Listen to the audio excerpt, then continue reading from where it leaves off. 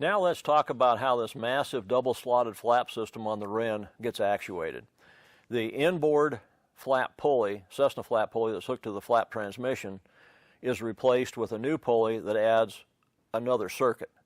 So we've got another circuit coming out from the inboard flap pulley to another flap pulley we now install here, and then that flap pulley has another circuit that goes to an outboard flap pulley to actuate the outer part of the double slotted flaps.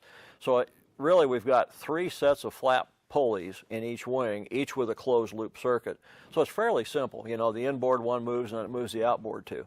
So you've got the inboard set of flaps is actuated at the same point it was with the original flaps in the middle, single actuation. And then the outboard, being as it's 10 feet long, the outboard set of flaps and intermediate vanes, they're actuated in two different spots with the additional pulleys that we put in the wings. So that's what actuates this whole thing. Now the left side of the flaps has the same system, three flap pulleys, three closed loop circuits. Flap tension on the cables, for the flap cables, is 60 pounds plus or minus 10. And of course the left side is actuated with the standard Cessna installation of carry-through cables that come through the top of the cabin that hooks the left side to the right side. So that motion is transmitted through the upper cabin to the left side to actuate that set of pulleys.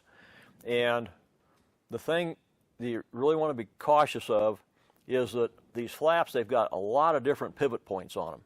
Like right here, you've got all kinds of pivot points, and one of the places I see that causes a lot of drag on the system and sometimes causes the flaps to be jerky is the mechanics have these pivot points too tight.